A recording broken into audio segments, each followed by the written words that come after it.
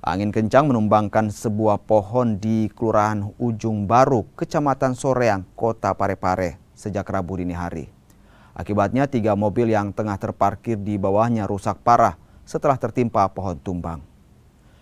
Dengan mengerahkan 20 personel, Dinas Pemadam Kebakaran Kota Parepare membersihkan material pohon tumbang yang menimpa rumah dan mobil warga.